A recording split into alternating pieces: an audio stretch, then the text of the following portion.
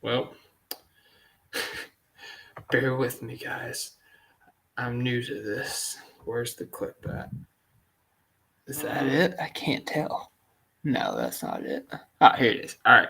We're starting now.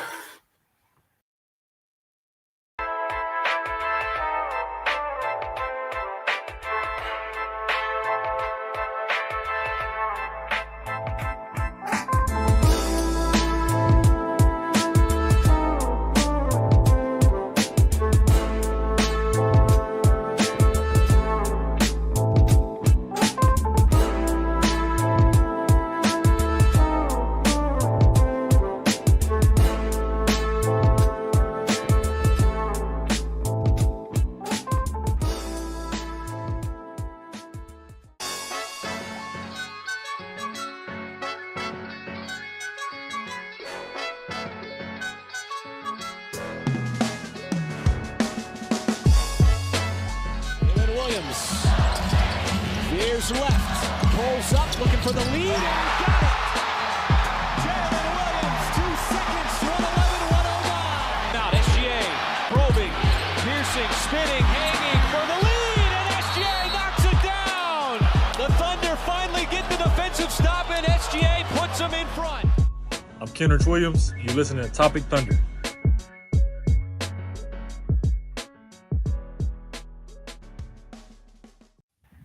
That is right. You heard the man. It is the Top Thunder Podcast. Welcome back, everybody. It is your boy Dylan at Thunder Chats. We are part of the B League Network. This podcast brought to you by BetOnline.ag. This is a very special podcast because, for one, it's a late Friday night, so it's a Dolan podcast, but it's also the first pod of the season. So, welcome to the Cup Pod, Dolan. We're very excited to have you on here. How are you doing, sir? 2 boys, 1 cup. Let's go. Oh, God. I wish somebody else joined the pod just so I didn't have to hear that joke. But, yeah, I'm sure you're happy to be here. I'm happy to be here. It's a good win. I'm not going to take any single win we get for granted when we're playing these games with no center because each and every one of them are huge. I know we're getting a little bit fortunate in the schedule with some shorthanded teams, although who isn't these days? Who's not getting fortunate playing shorthanded teams? I mean, every team who's playing us is, right? It's not good enough.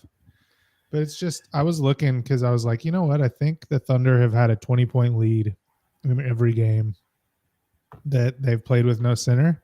And it's not true. They only got up by 18 against the Pelicans, as far as I can tell. Semantics. They got up by 20 against the Clippers. That one got close at the end. 18 against the Pelicans. That one did not get close at the end. And then they were up by 25 was the highest they got tonight against the Suns. No Kevin Durant, no Bradley Beal, no Grayson Allen. I don't care.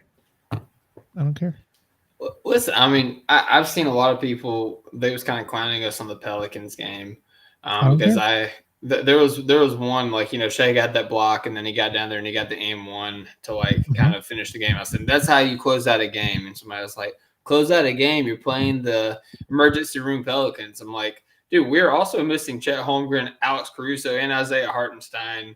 Like, just off rip. We're also missing Jaylen Williams. Like, we're missing a lot of people too. So, like tonight you said that Phoenix was missing KD, Bradley Beal, Grayson Allen. Guess what? We're missing more rotation pieces than Phoenix were, and we ran them out of the gym. So, and it's all the same. Well, I guess you add Caruso onto it, but it's all the bigs, right? A whole position room is out. It's crazy. I've been having so much fun though, man. Like, just watching the guys play their hearts out, swarm all over the place, dive for loose balls, just like 6 hands swiping at the ball every time a big guy gets it under the basket. It's so funny, but it's like inspiring, honestly.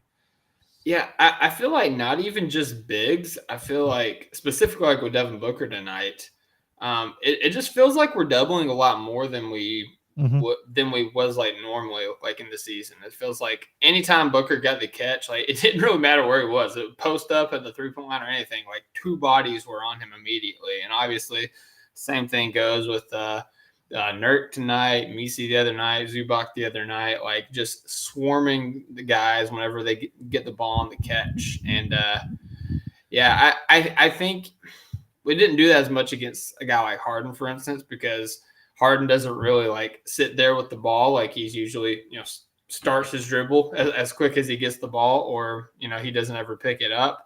Booker is a guy that, kind of likes to survey, do a little jab step, kind of put you in the post and stuff like that. So it's easier to maybe double him and stuff like that. But, I've been very impressed by the defense. Obviously the large discussion was like, what are we going to do like in this time? People was ready to trade for Giannis. People was talking about who we can sign off the street. And those are fun for discussion topics. I don't know if you saw Dwight Howard made his pitch about why OKC should sign him. He said that he'd even stay in the hotel with the Ghosts. That would be fascinating just to see him on a roster that Mark Daigneault is coaching. Yeah, it'd be well, really the truth hilarious. is, I don't think he would play him because I don't think he could handle like the complexities of all the switching flying around they've got going on. But if he did play him, I would just love to see. It'd be his face. it'd be really funny. Like it would be a wild experience to say the least. But everybody was kind of speculating on that. But I think the answer kind of always was going to be like the answer was kind of always there, because throughout the years that we've had Mark Daigneault as coach, what do we know about him? He likes to experiment. He likes to play with lineups. He likes to explore the roster, as he liked to use that term in the rebuild process. And he likes to challenge his guys. He wants to, challenge them to see, what they can overcome. Like, what's their breaking point. And so this is the perfect scenario. Like, you can explore different lineups, you can explore the roster, and you can challenge your guys to go out there and try to win basketball games with no true big man. And so far they've answered the call. Yeah, we're learning a lot, and I'm sure the guys are learning a lot about themselves. But I mean, I don't think it's sustainable, right? Like, I don't think they could do this for weeks on end, let alone, the whole season till Chet got back. But I think they have to have like a really high level of confidence that Hartenstein is coming back soon. I mean, I've been talking to doctors, any doctor I can get in my DMs over the last few weeks, and Dr. DMs. It's just a hand bone. It's not variable, like with Jay Will's hamstring, that can take as long as it takes. You can get a little setback like we saw happen. But it's variable. You actually don't know how long it's going to take to heal. Everyone's a little bit different. Everybody's body responds a little bit differently. But a broken hand bone, non-displaced, doesn't require surgery. Like, they know for sure that's going to take 3 to 4 weeks to heal. Like, you can just basically set your clock by that. And the rest of that time that we got, the 5 to 6 week estimate, after the 3 to 4 weeks, that's for ramp up time. So I think they can kind of play with that however they want. I think we already saw a little bit. Kenrich Williams got brought back a little bit sooner than they intended to, which is why in that Clippers game he played 5 minutes. Is because they're trying to bring him back slow, right? He wasn't actually ramped up and ready to go yet, but they're like, you know what? We need a body, even if it's just for 5 minutes. I think it probably would have been 10 minutes if it hadn't. I think it was a 20-point game right at the moment. He would have come back in the second half, and they were like, let's just try to get by without putting him back in. But I think they might just bring Hartenstein back a little bit earlier than they otherwise would have and do the same thing. Just like let him ramp up in game with a really low minute count to start with. That's something we could potentially see. So the opening of his reevaluation window is 5 weeks. That's in 3 more games. If he were to come back a game or two before that, I wouldn't be like completely shocked and just played small minutes. But I feel pretty confident that he'll be back in that 4-day off window after the Spurs Blazers back-to-back that's coming up. So before Thanksgiving is like what you're saying, right? Yeah, I think Thanksgiving's right at the 6-week mark. Mm-hmm. And so that 4-day off period is right at the 5-week mark, which is what we got as an original like reevaluation estimate. And I think, I mean, you know how they are, they're conservative about it, but I just don't think there's any reason. Like, his hand bone is healed. you know. Mm-hmm. So anything else that they're waiting on is just to get him in better shape to play basketball.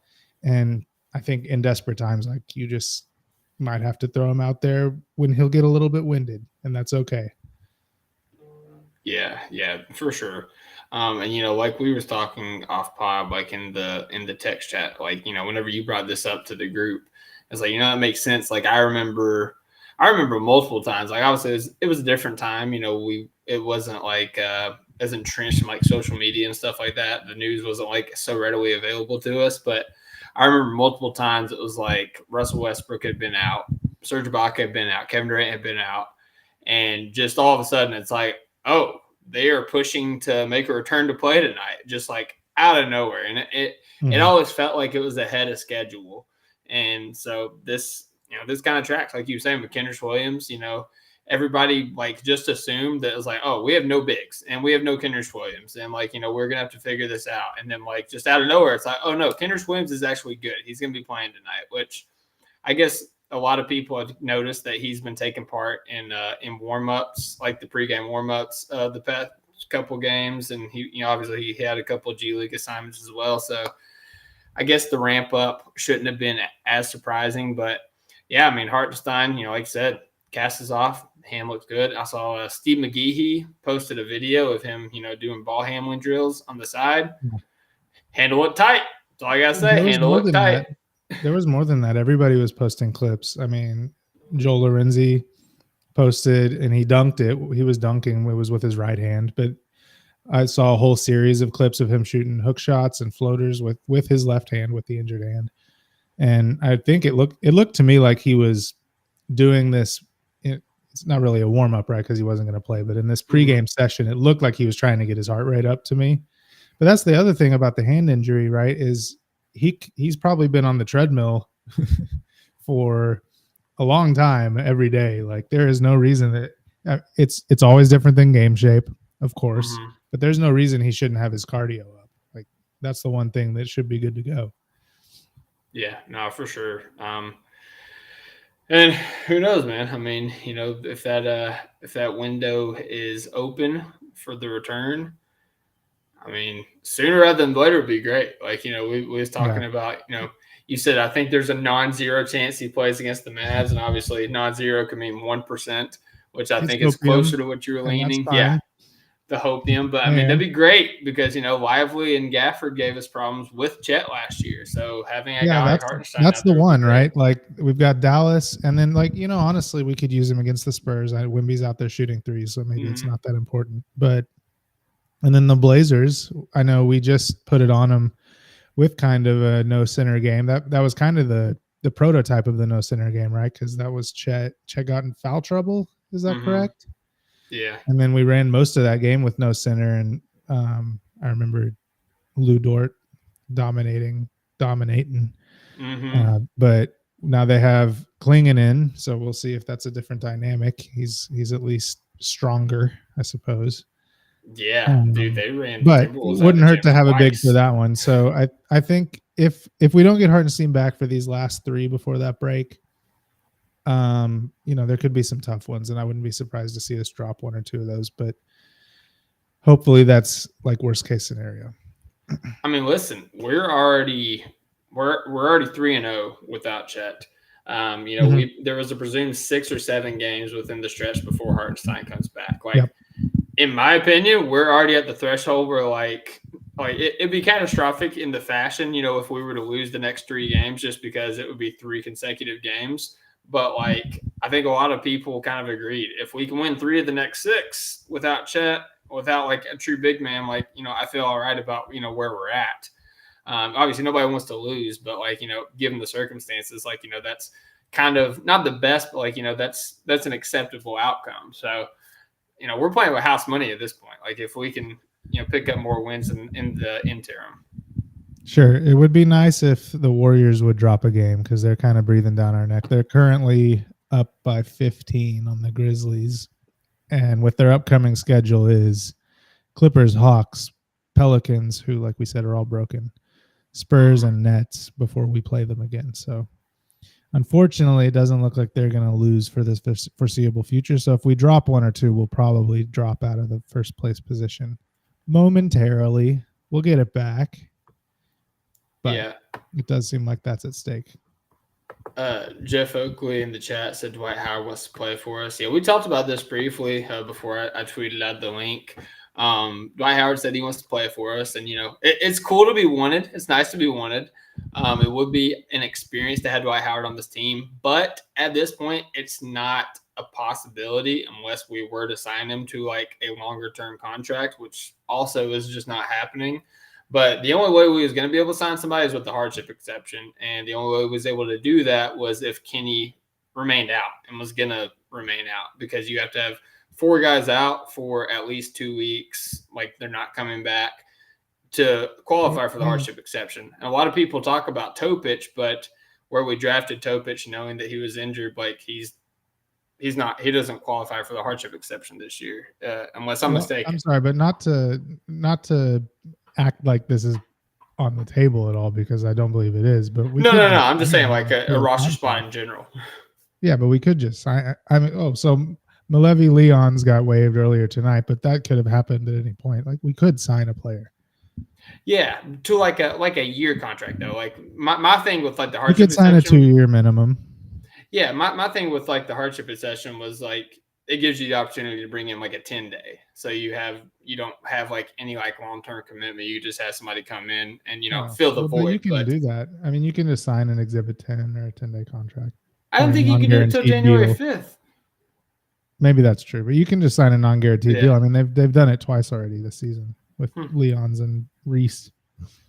Well, never mind then. This is why we have Dolan on here. So he's the cap expert. But man, I'm pause on that with the new CBA. Like honestly, I need them to get a CBA FAQ out there for the new CBA, because right now we're all flying a little bit blind. Like we're just kind of like stacking knowledge that we've heard and like trying to keep it all in our heads, because there's not a compendium out there on the internet right now other than reading the whole CBA, which I'm not about to do. That thing is long. I need a searchable CBA FAQ. That's what I need. But yeah, just have it in your restroom, like Walter White had the book that Gabe gave to him there, so people can find you out. Look at you with your pop culture references now. I finished Better Call Saul today. Oh yeah, it was phenomenal. It's good. We can talk about more at the end of the podcast, but yeah, it was great. All right, yeah, let's Dwight Howard said he wants to win another ring with AC. I think they're in 2 different stages of their career, but that's all Dwight Howard talk. It's nice that he wants to play for OKC, but I also think he would play for any team who would give him a phone call. Yeah. Also nice of him to say that he would even stay at the Skirvin with the Ghosts. So yes. Cool of him to do that. But Dolan, I mean, we've played against the Pelicans, we've played against the Suns in the past 2 games since we've last podcasted. Kind of single large item fashion. You don't have to talk about one single game. You can highlight a player and pull things from both games if you want to. So as we do whenever you come on the pod, because you can only come on every other week, I'm going to give you the first single large item, whatever you want to talk about, sir. I think I will talk about Jaylen Williams, J-Dub's defense. Do it. He had a really good offensive game the first game, the Pelicans game. He didn't have a very good offensive game against the Suns. I mean, among other reasons that I don't think this defensive style they're having to play right now is sustainable, is it's such a load on everybody's body. Like his legs are clearly tired. He was leaving all his threes short tonight. Like he's got to be exhausted. I mean, he's banging with centers with 7-footers, and it's not even like small 7-footers. I know the Pelicans have Misi, who's not the bulkiest guy, but I don't even know who was that backup center they had. That guy was Trey Jemison. Yeah, that guy was thick, and Dub had to match up with him a little bit, and then Nurkic tonight, who plays very physically. So it's just got to wear on his body, but he has just been doing yeoman's work under the basket, just playing physical, stripping the ball away. We all saw the double blocks and then the block in transition tonight. Just crazy athletic plays. Getting his hand in on steals, like swiping the ball away from ball handlers. He had one tonight against Devin Booker where he reached in with both hands and just like plucked the ball away while he was dribbling. That was pretty crazy. And just his activity on that end is the reason that this is working.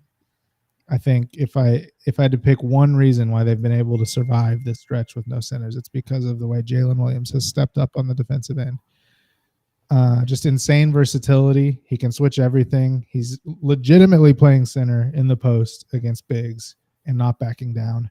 There was a really, really awesome moment tonight where Nurk came in with the ball and Dub fouled him, but then immediately stripped the ball away from him and yelled, "Give me that shit." And they went chest to chest, and Nurk kind of looking down at him, and they were probably talking a little bit. I couldn't tell. And then the entire crowd on that end of the court immediately started barking. It was like he had an entire dog pound of dogs backing him up. It was a really cool moment because like that has to feel good, right? You're going chest to chest with this guy who's 7 inches taller than you, 6 inches taller than you, and outweighs you by 100 pounds. And you got 5,000 people barking at him behind you. Like, what a cool moment. And what's funny about it is I think at the time Nurk had 1 point, and then he proceeded to miss the next 2 free throws that he took off that foul. So, yeah, just absolutely astonishing work there from Mr. Yusuf there. But, yeah, no, his defense has been nothing short of remarkable. And, I mean, if you're looking to put a number on it, he had 6 rebounds against the Pelicans. He had 8 rebounds tonight. He had 4 steals, 2 blocks against the Pels. He had 2 steals, 2 blocks tonight against the Suns. And I think that there's a lot to what you're saying with obviously the wear and tear. I've made that same point about like literally the same words, like how unsustainable it is to keep this up just because of, you're playing guys out of position, you're playing guys in different roles, you're asking them to bang with bigger bodies. And yeah, you can make it work in the short term. So much ground too, right? Yeah. Like just the swarming, the double teaming without leaving shooters open. I mean, they're leaving some shooters open, but like just the level of ground they're covering is insane. Yeah. And like, it can work in the short term, but I mean, and who's to say it doesn't have effect later in the season? Like, like that's the whole point of wear and tear.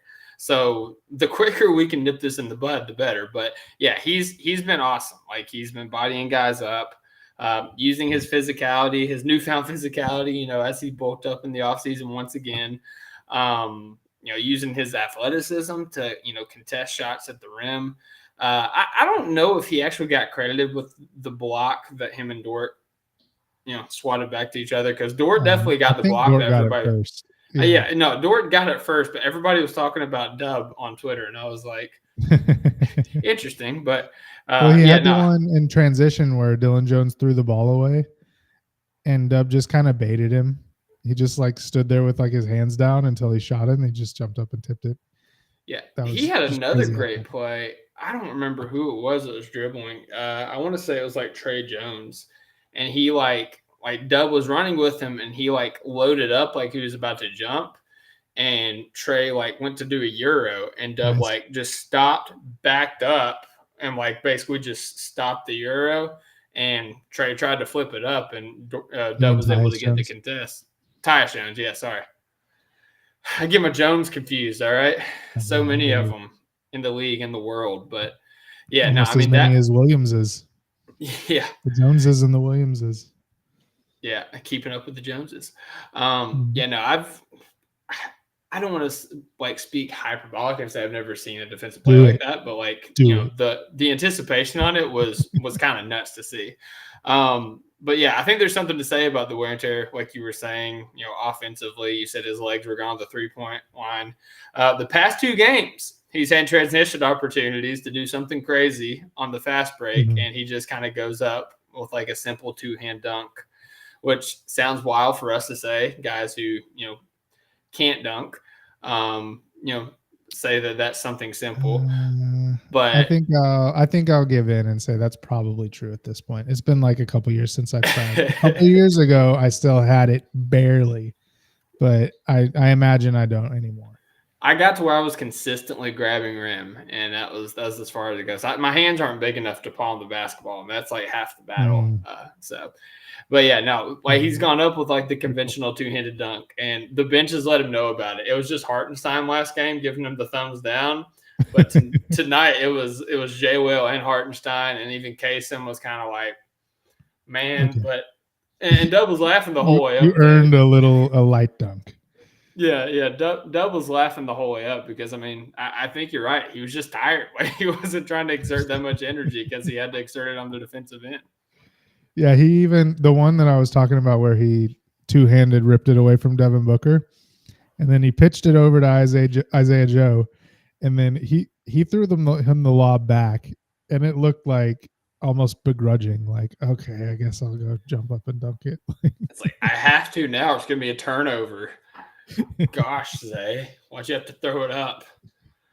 Yeah, no, it's hopefully he needs some reinforcements for sure. But what he's been able to accomplish over these last 3 games has been inspiring. Yeah. And we're never going to forget it, Like I tweeted this, but like we're going to be talking about these games, especially if they win a championship or even in the next couple of years. Like these are going to be games where we point back to him like, man, when Chet was out too, remember? And they had to play with no center for like 2 weeks and they still were kicking teams' butts. Like those are going to be some really good memories. And so I'm just trying to enjoy that and take it in like as it's happening and realize how crazy all this is and kind of unprecedented in NBA history.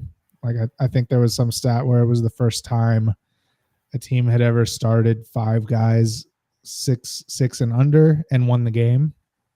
And now they've done it 3 times. So just crazy stuff.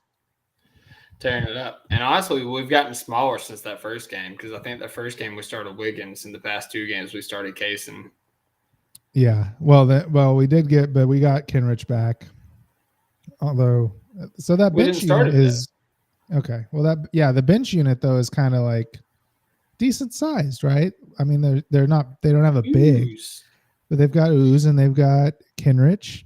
Mm-hmm. And then like, all the guards that we play are pretty decent size. So yeah, that can kind of hold its own. And I suppose that will just have to be the bench unit as it carries on. Hopefully get Caruso back, plug Hartenstein into that starting lineup and then roll like that for a couple months. Yeah. And we miss Caruso out there too, because he makes this, this small ball, this swarming defense that much easier because of the activity that he provides as well. So, and an example right there of like how it's not really sustainable. Like we don't expect Caruso to play every game, right? We know he gets dinged up a little bit with how hard he plays, but 2 games of that, 1 game of that.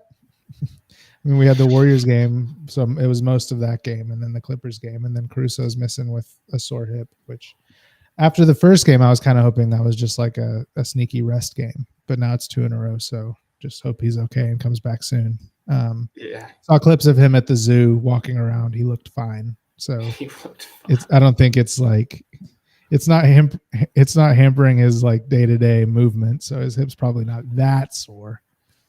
The way he throws his body around, I'm not surprised at all. But I also legitimately could have just been on that. You remember against the Clippers when he dove on the ground and then like crawled back to get the ball? Like he legitimately could have just like bruised his hip on that exact play. It's absolutely. He landed on his right hip. I was watching. I was like, that could have been it right there. Yeah, it's like we don't need more hip injuries, Caruso. Like, calm down, dude.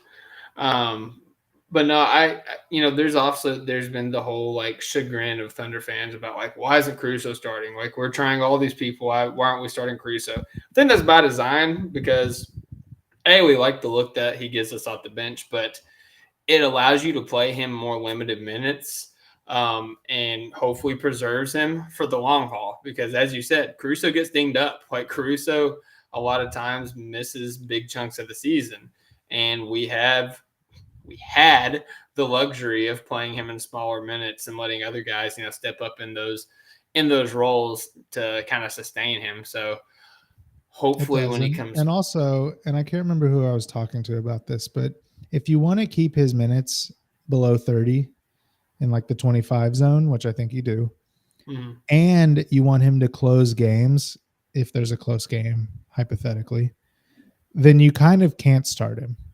Because if you want him to close and keep his minutes down like that, and you start him, then he just basically can't play in the second and third quarters, or else he's used up all his minutes, right? So the only way to kind of spread him out like that and have him finish and keep the minutes low is to have him not start. Caruso is like pressing Nas on the defense. You can't press it too early. You can't press the Nos too early. You can't. Famously, you cannot. Nope. There's always somebody. You never had me. You never even had your car. Doesn't matter if it's an inch or it's a mile. A win's a win. Phenomenal movie series. Have you watched all the Fast and Furious movies? Oh gosh, no, I definitely have not. I definitely lost. I definitely lost contact at some point when they became superhero movies.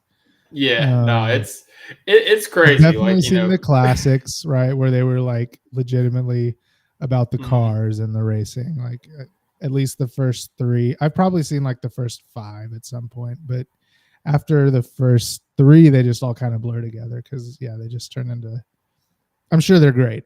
It's just not what I've made time for, No, yeah, for sure. I wouldn't say I don't mind a dumb movie. I don't mind a superhero movie, but it's just not. I haven't carved those 2.5 hours out of my life in a while.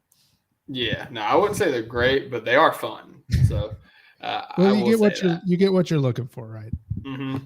It's a great popcorn movie, is what it is. Mm-hmm. Also, it's like, else.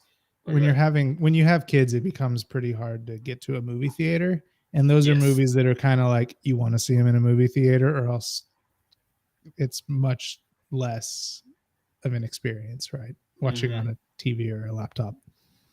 Yeah, like different vein, but I binged the Mission Impossible series like 6 months ago, and the first trailer for like the final movie came out, and I'm like, oh, I get to watch that in theaters. Yeah, it's going to be a lot better. It is. Yeah.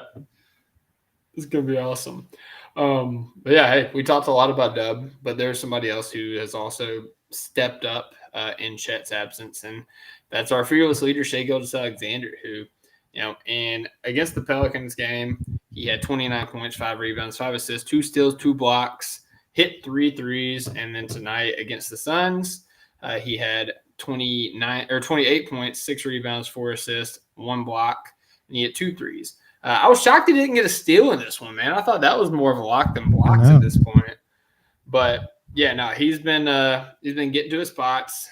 He hasn't completely eliminated the pull-up 3, which I know people are just like up in arms about. I still don't really care. I think that he's mixed in the catch and shoot and the step back and more frequently. So I think that the variety that he has in his 3-point shot, it's fine. But he's getting to the rim a lot more. He's getting to his midi pull-up. He had just an absolutely filthy snatchback move on Chris Dunn tonight in the Suns game. I think it was in like the second quarter, and just nailed the midi. His passing, he's making advanced reads.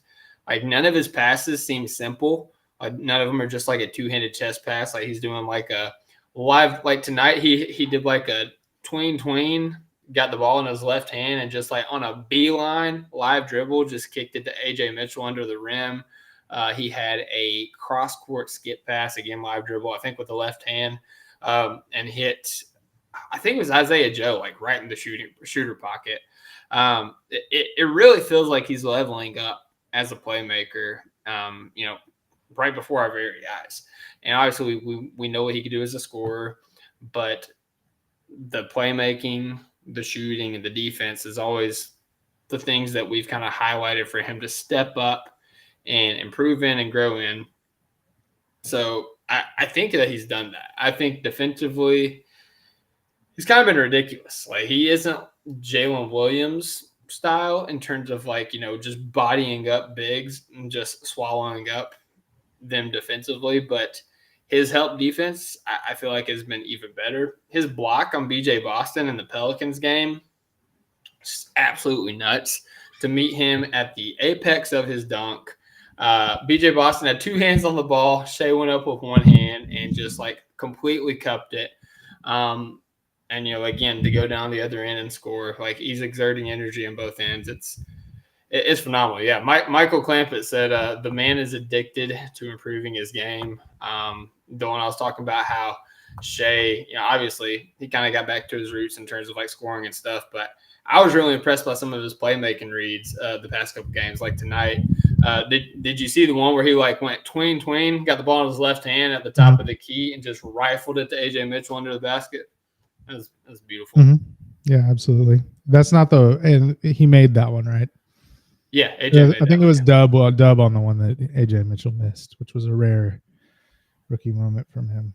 Yeah, Shea's been awesome. That block on Brandon Boston Jr. was disrespectful. He threw it straight down. Yeah, it was nuts, man, because like I said, like BJ Boston, I keep calling him BJ Boston because that's what he was in college, but he's trying to get away from that. So Brandon Boston went up two hands. Why wouldn't he want to be called BJ Boston? I wonder. But yeah, Shea went up with just one hand and was able to bring it down. Like it was nasty. It was disgusting. I mean, he's been getting after it defensively, jumping past lane. Like I said that, obviously, we talked about how the defense has been much more swarming. They've been throwing more doubles, as we're trying to like overcompensate for having no big. And I just feel like Shea's help defense has got that much better because of the type of defense that we've had to play, in this system. So, yeah, I've been thoroughly impressed with Shea. And I also talked about like the variety of 3-point shot. Like he's not just doing the pull-up threes that make everybody mad. He's mixing in the step backs. He's mixing in the catch and shoot as well as the pull-up threes. So I think that we will be happy that he took this time to add that variety to his 3-point shot towards the end of the season.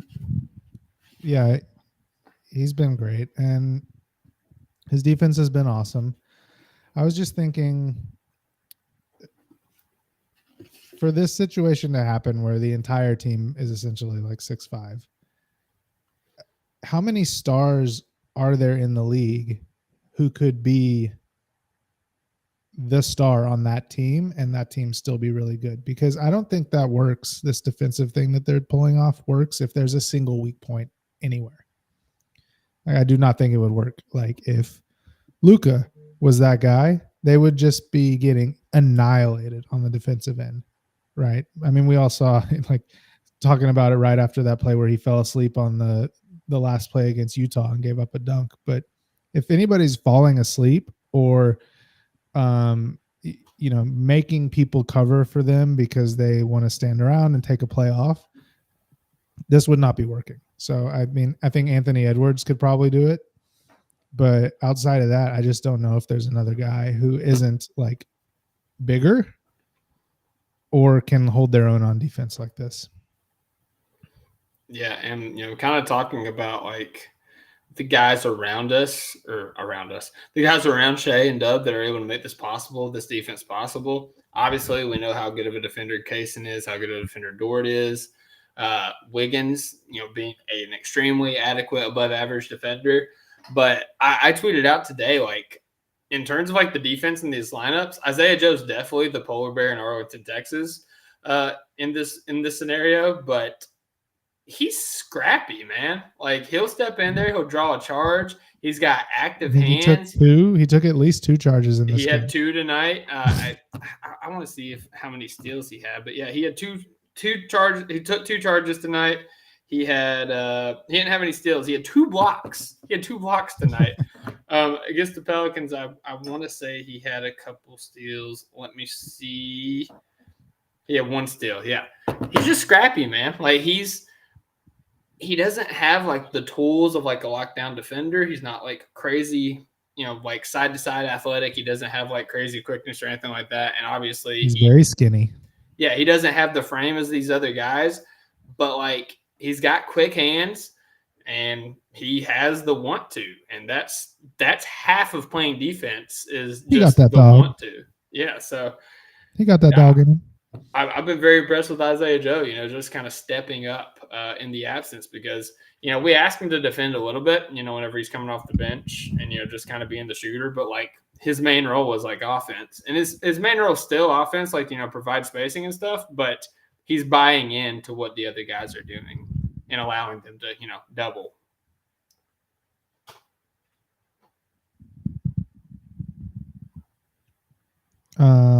Yeah, he is. Good job by him. I have a question from T in the chat. When the heck is our offense going to come around? I think that's a good question, but I do just want to mention that, like, the offense has been mostly fine for a while now. They were up. So the apps and like NBA.com and stuff aren't updated to include tonight's games yet, but going into this game, they were up to 9th in offense, which is like, okay. They were up to 7th in cleaning the glass, which removes garbage time in like a very general way. And then there's a site called pbpstats.com, which lets you, manipulate stats in really cool ways that everybody should hang out on there. It's a lot of fun. Mm-hmm. But they have a stat called leverage, where they allow you to filter by low leverage, medium leverage, high leverage plays. And that's calculated based on win probability of a given moment, like which team is favored, who's ahead, what's the score, how much time is left, a million different factors, and it's done very statistically soundly. And if you filtered out low leverage plays, so filtered out plays that don't matter, essentially, the Thunder were 5th in offense on the season going into this game. So, like, they've been getting killed in garbage time. They've been getting killed even more in whatever these plays are that are still low leverage but aren't included in cleaning the glasses definition of garbage time. But they've just been getting annihilated in those minutes. But the offense has been the 5th offense in the league in minutes that matter. And it probably dipped a little bit today. I mean, I don't know. They had 97 points with like 4.5 minutes left when everybody got pulled out. Like, that could have been okay. What if they got up to 115 in that game? Like, that would have been a fine offensive performance. So I just think the offense has been pretty fine. In addition to all that, like, just raw offensive rating, which again was up to 9th going into this game. If you just remove the first 2 games of the season, they were 7th. So, like, those first 2 games were so terrible, So I think the offense has been pretty okay. I again don't think it's sustainable for them to put up good offense and do this on defense, what they've been doing, but hopefully that load gets a little bit lighter with Hartenstein coming back. I think he'll help on offense too, right? Shea and in particular J-Dub, I think, could really use a screen in these possessions, and they just have nobody. Like, Cason Wallace is out there setting a screen for them, Lou Dort, and they're trying their best, man, but they are not giving them any space to work with. And we see anytime Dub gets really rolling downhill, he is a force, but he has a little bit of a hard time getting downhill in an ISO situation. But you give him a screener like Hartenstein, he's going to be living at the rim again. Yeah, I'm honestly surprised they don't call Dort for moving screen more than they do, because he does not set a proper screen. But he doesn't push. Trying. He moves a little bit, but he doesn't impact the defender, and that's when it gets called. And he would know. We saw Devin Booker get one right where he pushed. It's you can set it, but you can't shove, man. Because the Thunder's guys will fall. If they feel you push it, they're just going to fall, and it's going to get called. Yeah, especially Dort, man. Especially Dort. He's got that. He knows how to fall. He's got that cushion now. So I think Cason Wallace is picking up those tricks too. Hey, he's learning from the best. That's for sure. Other thing with Hartenstein is just having a guy to run DHOs, a guy to hit on the short roll. There was actually a really cool play tonight where Shea and Cason ran a pick and roll. Shea took the screen from Cason and hit him it was right at the free throw line, and Cason out of the short roll kicked it to Dort, who was cutting baseline, and then Dort dunked it. It was a beautifully executed play. But Kaysen, I love Kaysen. He's 6'3". He's a 6'3" guard in the dunker spot, trying to execute out of the short roll. You put Isaiah Hartenstein out there, it's going to be that much more effective. Lou Dort was doing it a lot tonight too. Yeah, so I'm very excited to see Hartenstein finally get out there. And I mean, hey, the optimist in me wants to believe he's going to be ready for the Mavericks game, since you said it's a non-zero chance to win. So you've done this to me. You did this. But other thing I want to talk about in the game, not even just the game, like in the season, shout out to my guy Ousmane Dieng, bro. I've been proud like all season, just like him stepping up in a role he's not comfortable in, and not like showing out by any means, but playing adequately, doing what you're supposed to do, not making mistakes, knocking down shots, like you're just playing within the offense, not forcing anything. But tonight, before the second half, because the second half, the game was out of hand, and he was just trying to get shots up, and that is ruining his shooting percentages. By the way, if you filter out his garbage, his garbage time, I'd be interested to see what his shooting is. But in the first half specifically, knocked down a couple corner threes, awesome. Had a couple rebounds. I think one or two were on the offensive end. Defensively, he was hedging on the screen, trapping the ball handler, and then recovering back to his man down by the goal before the pass, before the entry pass could get into him. Like his activity defensively was super impressive to me. Like I think tonight was one of the most active defensive games that I've seen him play. But yeah, I'm just super impressed by Ousmane Dieng. And anytime he gets the ball, like he's not forcing anything. Like I'm not saying AJ Mitchell's forcing anything, but if AJ gets the ball, he's trying to do something. He's trying to get to the rim. He's trying to create a shot for himself or his teammate. He gets the ball and he processes, and usually he's looking to pass. He'll run a DHO. He'll kind of drive in and kick, but he's never going to force his way to the rim or anything like that. So playing within himself, I think that, it's just it's a huge blessing to this team to have Ousmane Dieng right now. He's been really good. I've really enjoyed his minutes. And he's out of position, right? He's not a center. He's playing center essentially and having to set ball screens. He's doing his best at that stuff. But I mean, I just looked it up, and he's 35% on the season from three if you filter out low leverage minutes. That's not including tonight, where I think he was either 1 for 3 or 1 for 4. So that's going to come down a little bit, but 35 is not so bad, and small sample size, right?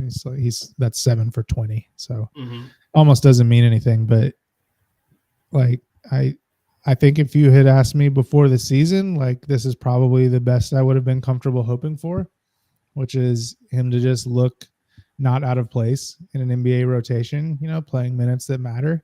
And he's lived up to that. So he's still super young. He still has a whole nother year on his rookie deal after this one.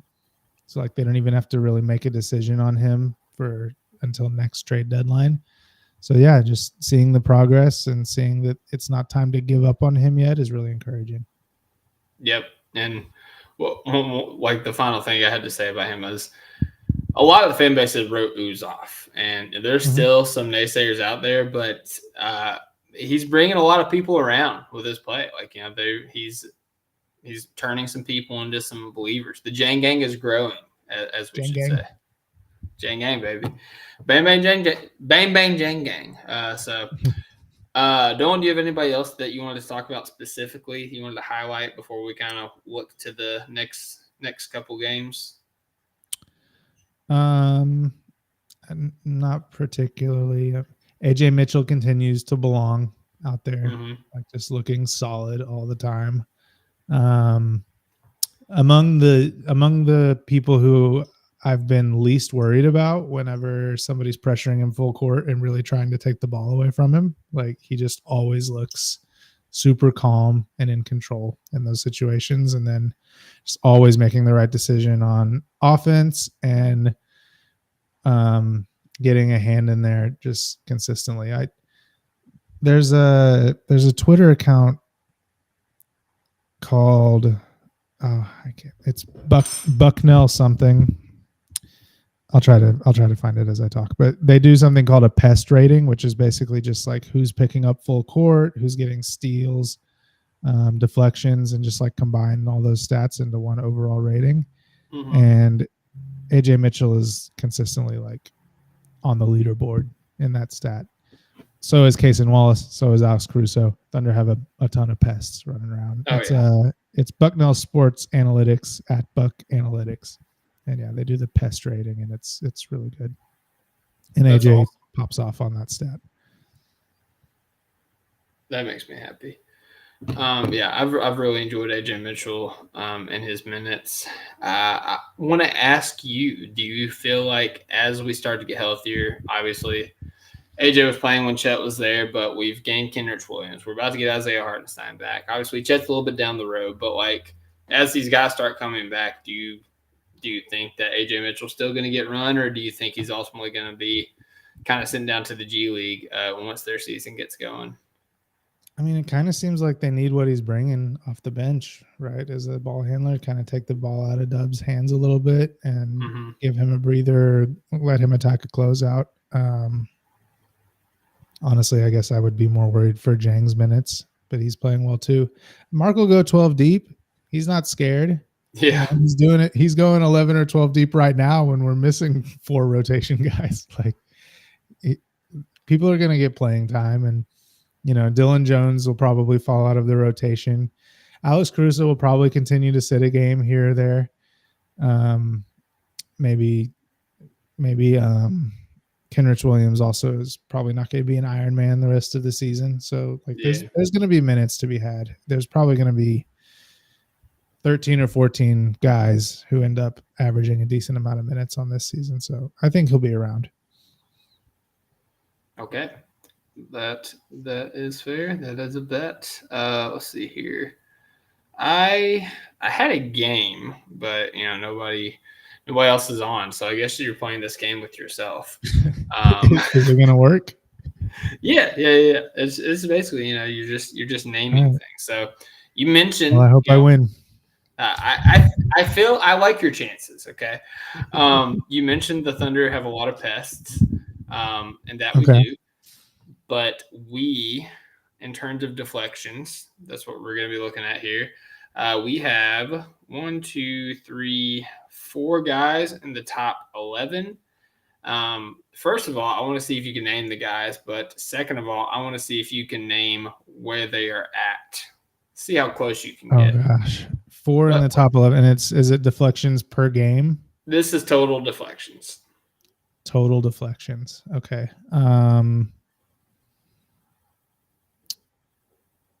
Okay, so Shea, Dub, Kaysen, and Caruso. Okay, you got 3 of those correct. 3 of them. Shea is way down, actually. Oh, okay. Because if he deflects it, he just grabs it. So he always it's a steal. He never just deflects it. Yeah, that's how I'm going to rationalize that one. Yeah, that's fair. And there's also a lot. I guess it has to be. I guess it has to be Lou Dort then. But Yep. That surprises me a little bit because he traditionally hasn't been the most hand on the ball defender. But I guess he's getting to play a little bit more aggressively this year with all the help he's got. So that's cool. Good for Lou Dort. Yep. All right. Let's see if you can place them. And before you do this, I'm going to qualify total deflections. Total deflections. I'm going to do a differential between the 4 players. I want to see if you can get closer to my favorite number is 8. So basically you say a number that you think each player is, and we'll add the number how far away your guess is. And your sweet spot is to try to not get higher than 8. Okay. J-Dub is 3rd. He is 2nd. So you have 1. So 1. Dort is 7th. Dort is 11. So you're at 4. That's tough. Okay. So I'm at 5 total. Yep. Okay. Kaysen is 4th. Kaysen is 7th. So you are at 8. So this is the threshold. You have to get Caruso exactly right. Caruso is 4th. Oh, so close. He's 5. Got so Dub's 2nd, Caruso 5th, Queso 7th, and Dort 11th. I should have known somebody would be 11th because, or else why would we do the top 11? That's on me. I should have. And Dort's actually tied with Jalen Suggs for 10th, so we could actually just flip that and say that you got it exactly. So I got it. You got it. Congratulations. There's no reason. Yeah, it counts. You won your game. It was. Honestly, if you wanted to, we could flip Jaylen Williams and OG Anunoby, and you got Jaylen Williams exactly right because they both had 46 deflections. Now this was before tonight. That is a tie. Yeah, this is before tonight, so we'll see how that shakes out. But yeah, I thought that was really impressive because obviously Shea and Jaylen Williams, they've been on this list the past couple of years. But as you said, like Dort wasn't on here. I think Kaysen kind of worked his way on here last year, but having a guy like Alex Caruso as well, it just goes to show you like how active this team is. And if you're looking at what the stat category is, deflections too, right? Because like Kaysen's minutes are up almost 5 minutes a game from last year, so that helps with total deflections. Yeah. Caruso's at the top of all those stats. If you go like deflections or steals like per minute, his stats are crazy.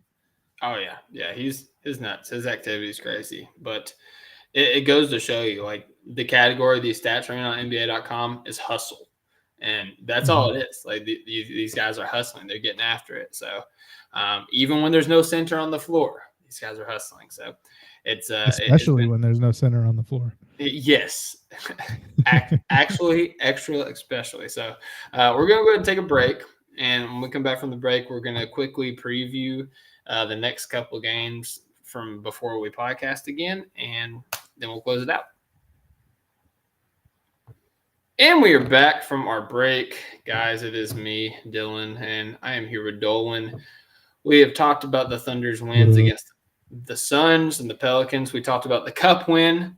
We actually talk about, the significance of the Cup. So we won by 16. This is a point differential thing if you were to tie somebody. So, yeah. That's the thing is I can take out the low leverage and garbage time minutes, but the Cup point differential is not going to take out those unfortunate minutes at the end there. Yeah, that was annoying because they pushed. I didn't think about that well after the game. Yeah, we was up like 20 something with like I want to say like 6 minutes left, and they put Shea back in. I'm like, oh, interesting. A little bit of I want to get a few more points for my MVP race, which I'm fine with. Yes, absolutely. We need to juice those numbers up a little bit. So, but yeah, no. If we are looking at the upcoming games for the Thunder, obviously the big one is Sunday against the Dallas Mavericks. Dolan was talking about before the pod. The Dallas will be coming off the second night of a back-to-back. They will be playing Wemby and the Spurs beforehand in Dallas before they travel to OKC to play us on a couple of days rest. So, off rip, what's your prediction for that game? Well, I feel like I have to predict that we lose that game just because Dallas is good. They have 2 good bigs, as we know, between Gafford and Lively. And, a lot of this stuff with the like flying around, double teaming, swiping at the ball, and honestly catching teams off guard a little bit. Like we've seen the Thunder jump out to quick leads in a couple of these games now. I know the Pelicans game, they actually jumped out to the opposite of a quick lead, but they came back really fast and, went into halftime with a pretty good lead. I think it surprises teams, and I think they like dare teams to make passes and they're just not ready to, for that level of intensity. I think Luka and Kyrie, unfortunately, are like very low turnover players and are like really good at, kind of the chess game And there's a chance that we just see like 8 lobs to Lively, just in a row. It could be higher. like, if you said that the no. over-under, I could say over. Right, because it could just be like, oh, Luka figured out that this is a thing that the Thunder cannot stop and just does it over and over and over, just spams it. So with all that said, Thunder by 12. Yes. Like, I don't get it, man. I don't know how they're doing this, but they keep doing it. I keep thinking like, Nurkic is playing like it's going to be really tough, and they're like up by 25 early in the fourth quarter. Like, I'm done doubting it. Like, I don't know how they're doing it, but I guess they're just going to keep doing it. So Thunder by 12. I mean, dude, the way Zubac's been playing, I thought he was going to put up a 30-30 game against us, and he did not. For 2/3 of the game, they kept him quiet. Yeah, I think he finished with 18 and 14, which is a good game, but it's not near what I thought he would get, because he was getting that on Anthony Davis, and we did not have Anthony Davis out there. So I'm gonna pick the Thunder, but Dallas is good, and it wouldn't shock me if this is the game where it's it is revealed how untenable this is long term, which we all know on some level, but maybe they just figure it out. Maybe Hartenstein comes back on the non-zero chance. Yes, give me that non-zero chance. I need it. Yeah. But yeah, no, I agree with you on both fronts. I think I'm predicting Thunder win, but I could also definitely see this is where we unravel a little bit, and also because I think the Mavs, it's not to the point in the season where the Mavs will be playing desperate, but the Mavs are 5-7 right now. They are. If the season was to end today, the Mavs would not even be in the play-in, which is really fun to say. But they need a win. Stop the count. Stop the count. Absolutely, they need a win. They probably feel like they have the Thunder's number from the playoffs. But on the flip side, I hope the Thunder take this matchup personally. I hope that they try to go out there and smack them in the mouth for everything that happened last year. So that's all I'm gonna say.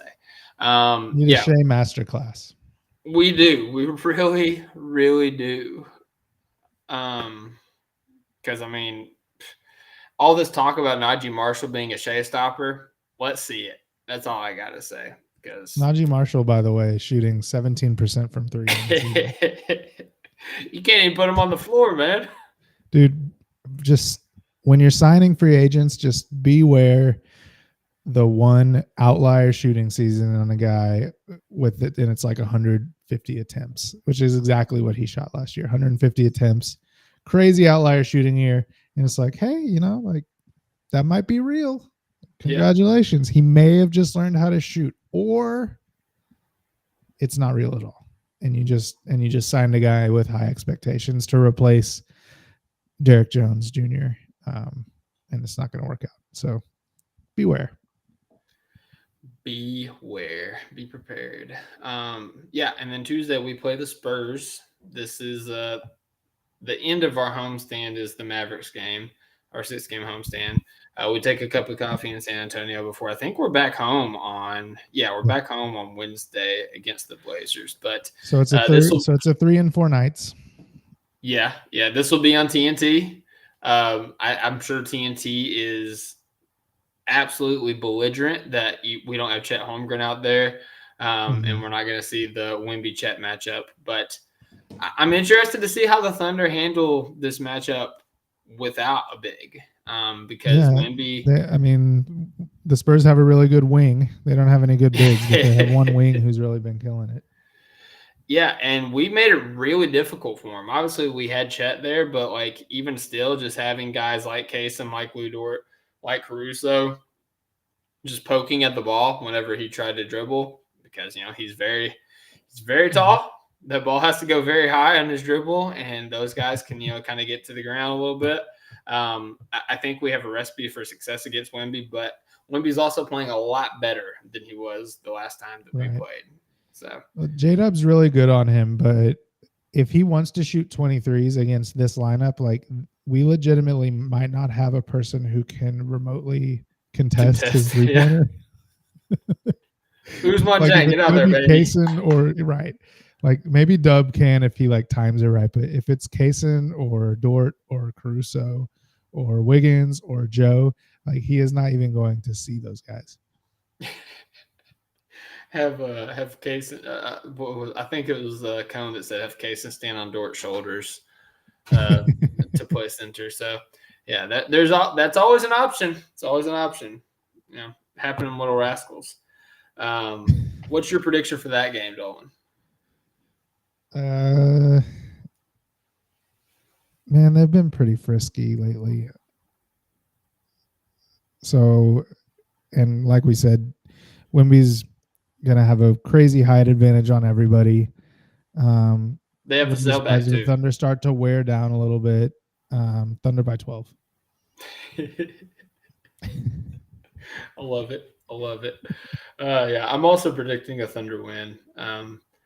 I think that there is a non-zero chance, bringing up that term again. I think there's a non-zero chance that we go into Thanksgiving without having a loss without Chet on the team. So, yeah, it's the Blazers game though. After that is a 3rd and 4 nights, a back-to-back, and the Blazers have a rest advantage.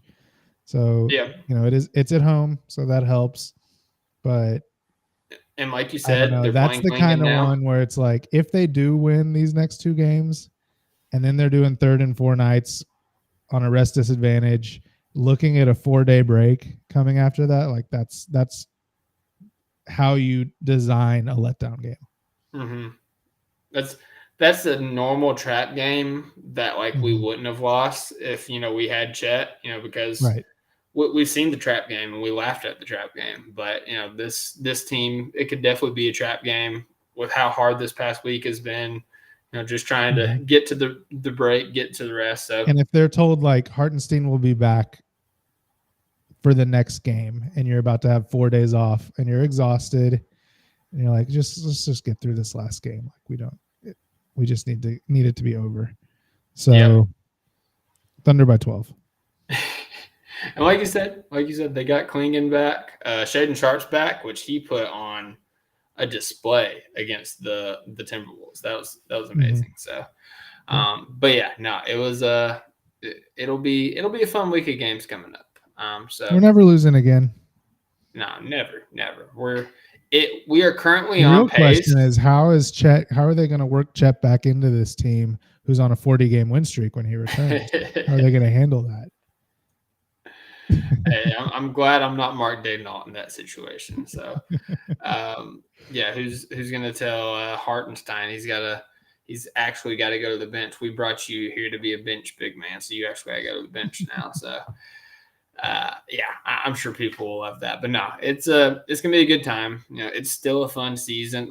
I've got to talk to you about this, about our future aspirations. Obviously, we talked about the blueprint. Do you still feel obviously the ceiling's not as high, but do you still feel like we can win, for instance, 60 wins, with Hartenstein in tow, or do you feel like it's just more kind of mid 50s?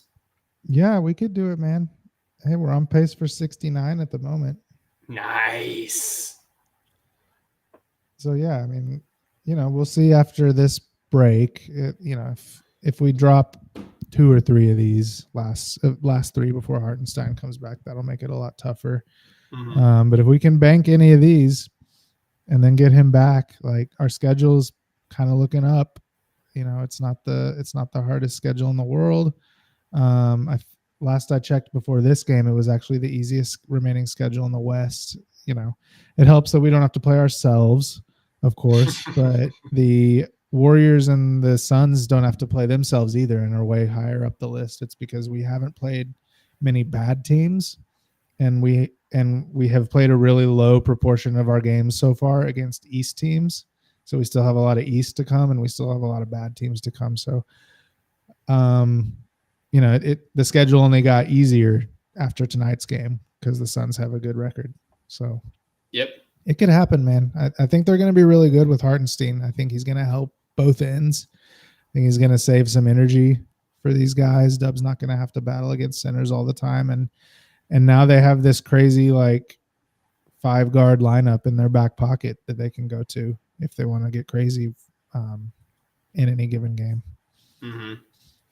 Yeah, it was crazy, man. Like the immediate reaction on mine, like people was talking about not like being in the playing game, like the season being over and like missing out on the playoffs. I'm like God forbid, even if Chet missed I had the one season, where I said like the goal, like part of the plan. I laid out like 6 bullets. I was like, one of the bullets on the plan is avoid the play-in, and I had like a bunch of people like, oh my God, stop being so dramatic. I was like, just avoid the play-in. We could be the 1 seed, and that still avoids the play-in. I'm not saying it's like dire, famously.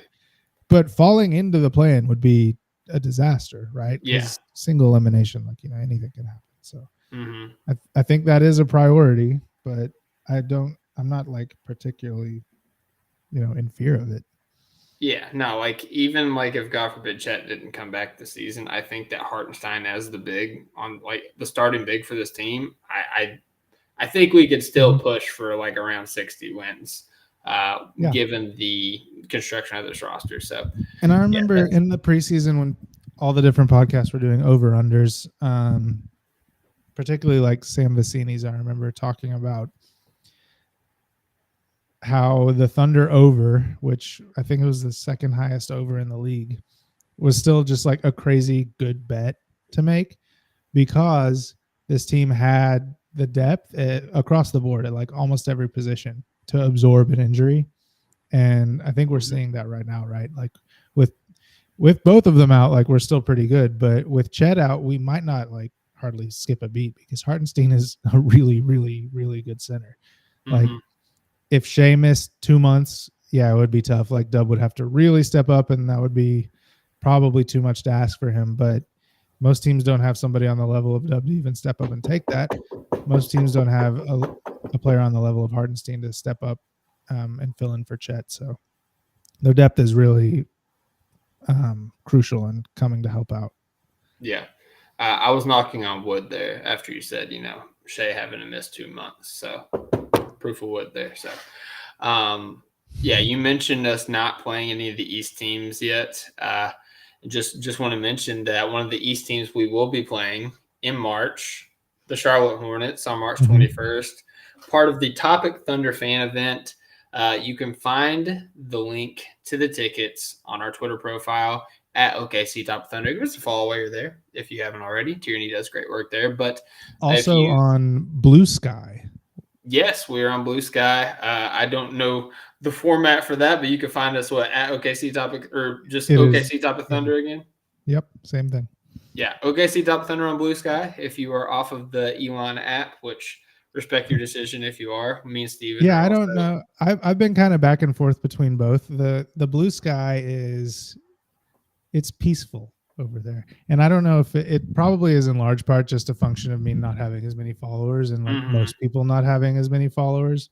But I do think that like the comments, and I'm not talking like political stuff, but like just the basketball comments are less angry. Like I don't think the kids have made it over yet, so there's not like the troll culture. There's not the Muse accounts. There's not the player stan accounts, and just like as many people arguing. So I'm enjoying it. It's peaceful.